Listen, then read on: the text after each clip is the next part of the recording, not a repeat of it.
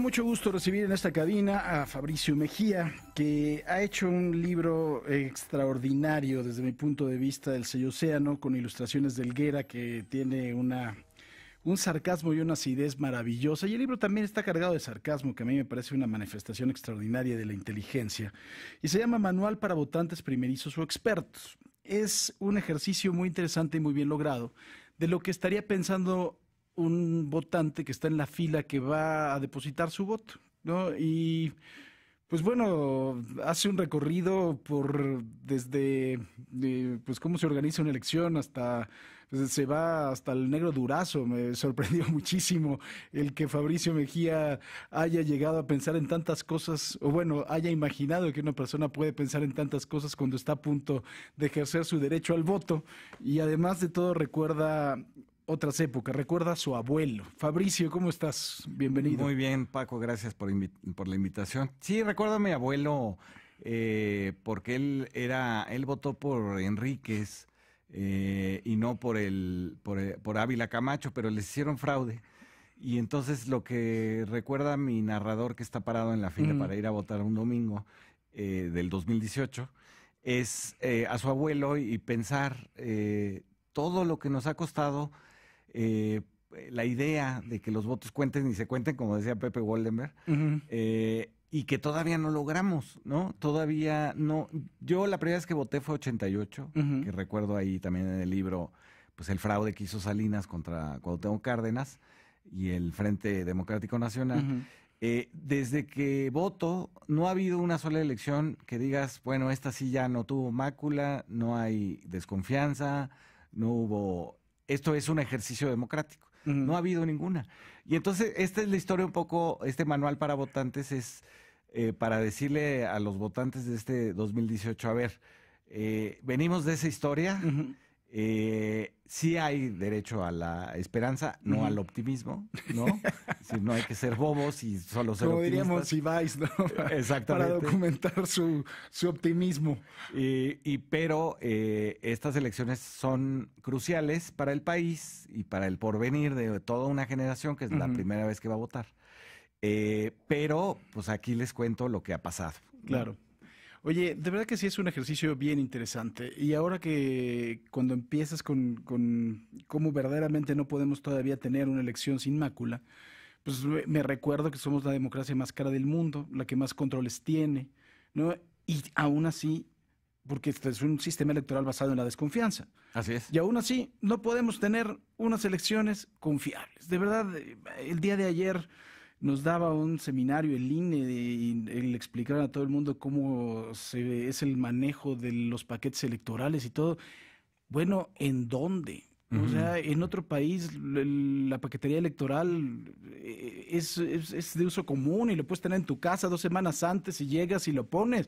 Y aquí, bueno, aquí hay toda una ceremonia de verdad que tiene que ver con la desconfianza. Exactamente, pues del fraude del 88 salimos con unas credenciales con foto y un padrón electoral con fotografía. Eso tampoco existe en ninguna parte. Y es carísimo. Ya, para no hablar, digamos, de... Esos son los datos oficiales de lo que nos salen a los contribuyentes, las elecciones, los partidos, financiar a los partidos, sino ya no hablamos de los financiamientos ilegales de los partidos para la compra del voto. Es decir, somos, en elecciones hemos sido lo más creativos para no ser democráticos, ¿no?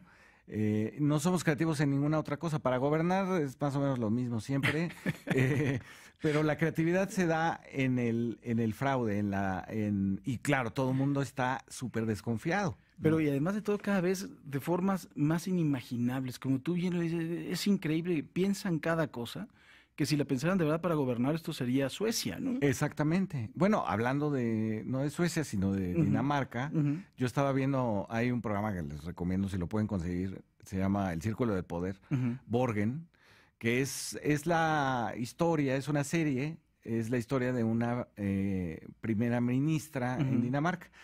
Y la verdad es que, además de que la historia es buena... La que se va caminando a la oficina. Exacto. Es una maravilla. Es una maravilla porque el contraste con México es brutal. Sí. Sí, en todos los sentidos. En todos los sentidos. O sea, una de las cosas que yo pensaba, por ejemplo, es, aquí las campañas son campañas de spots publicitarios, cuestan carísimos. Uno es más rupestre que el otro. Y los medios se sostienen en buena medida de esos spots. En Dinamarca, por lo que se ve en esta serie, cada vez que hay un punto a discutir, se invita a los candidatos a la televisión, la tele se abre y ahí van. Es una cosa que dura media hora, todos fijan su postura y el electorado va fijando también su decisión. Bueno, aquí no podríamos eliminar los spots donde nos hablan de sus hijas. Por piedad. Por piedad, de su esposa. Y al Yagüi, qué lindo niño, pero ya que deje de cantar. Exacto, ¿qué nos propone? ¿Y qué va a hacer con tal punto, tal otro? ¿No? La seguridad, la educación, claro, ¿no? La infraestructura, etcétera. A lo mejor un menú de 15 temas, ¿no? En los cuales tengan que exponernos y ver exactamente cuál es la postura de cada uno y decidir, porque no somos tontos, porque así parece que nos consideran. Cuando tocas lo de la elección de Salinas, hablas de una cosa muy importante y es la legitimidad. ¿No? La legitimidad de origen, que es la legitimidad que se gana en las urnas, y la legitimidad de gestión, que es un poco lo que hizo Salinas con la quina, ¿no? A mí me preocupa la legitimidad de origen en esta ocasión, mucho. ¿Por qué? Porque si nos vamos al padrón electoral y vemos cómo están las encuestas hoy en día, si hablamos de que vote, ¿qué te gusta? ¿Cuántos mexicanos? A lo mejor 60 millones, 50 millones de votos habrá. Y si vamos a una elección de un 30%, pues el que gane no tendrá más de 17 millones de votos en un país de 129 millones de personas. Y entonces, lejanamente, será el presidente de todos. No importa quién, o sea, tengamos esperanza, le creamos al PRI. Haces aquí una muy buena explicación del populismo y de si es bueno o es malo que se lo digan a Andrés Manuel López Obrador, pero gane quien gane, me preocupa mucho, de verdad, la legitimidad de origen. Sí, es que como toda buena idea, cuando se mete dentro del tema electoral, se pervierte un poco, pero la idea, la metieron mal, digamos, la idea. Pero la idea de la segunda vuelta no está tan descabellada. Somos un país de tercios. Y la segunda vuelta tendría que ser indispensable, obligatoria para tener un gobierno de legitimidad y una mayoría en el Congreso. Me parece que sería momento, después de esta elección del 2018, empezar a discutir en serio la segunda vuelta. Sí. ¿No? Porque yo hablo ahí de critico un poco la idea de la legitimidad de desempeño, porque entonces votas un poco a ciegas, ¿no? Es decir, si hay fraude y llega cualquiera y dependes de que lo haga bien, pues estás haciendo las cosas a ciegas. O dependes de acciones desesperadas de ese mismo para que tenga una aceptación en las encuestas, que parece que les importa más que la aceptación de los gobernados realmente, ¿no? Exacto, tú pusiste muy bien de ejemplo lo de la quina, que se hizo por las malas razones. Sí, es decir, lo que había que hacer era democratizar el sindicato petrolero y quitarle esa partida. Sí, quitaste una rata y ascendiste otra. No, que pusiste otra. Y es lo mismo con el sindicato de maestros. Son las malas razones. Es para tener apoyos porque hiciste un fraude en las elecciones. Claro. Yo ahí cuento que Salinas en algún momento tiene casi la mitad de los estados con interinatos, porque se aprovecha de los conflictos electorales para meter a quien él designa. Claro. Y entonces vivimos una especie de virreinato extrañísimo. Sí. Entonces yo creo que sí hay que ponerle la atención en la legitimidad que le damos los ciudadanos a el que queda electo, ¿no? Claro. Que no solamente sea ir el domingo a depositar el voto por quien decidamos, sino también vigilarlo, ¿no?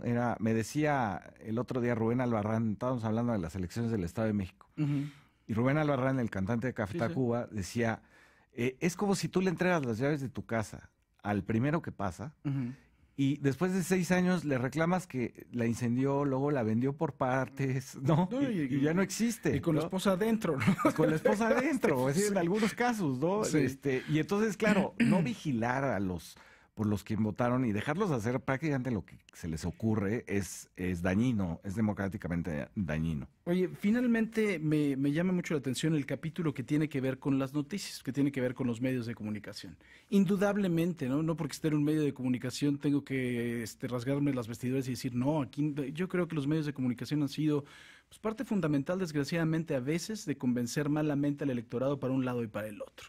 Hablas de cuando, si no se descubre lo falso, no se descubre una falsificación, y este documental de Orson Welles, sí, entonces eso lo convierte en verdadero.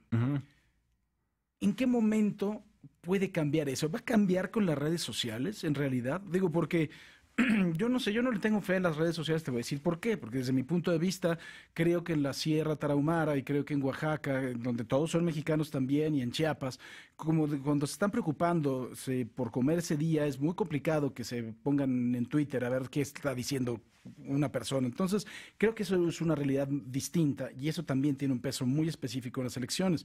Pero creo que también los medios de comunicación andan haciendo lo suyo, ¿no? O andamos haciendo lo nuestro. Sí, yo creo que lo importante con los medios de comunicación es que haya posibilidades de que el público contraste, ¿no? Yo creo que las redes sociales sirven para ciertos momentos y para ciertas crisis. Por ejemplo, creo que sirvieron muy bien para el terremoto, ¿no? Verifica 19 me parece una gran idea para hacer más eficaz la ayuda, ¿no?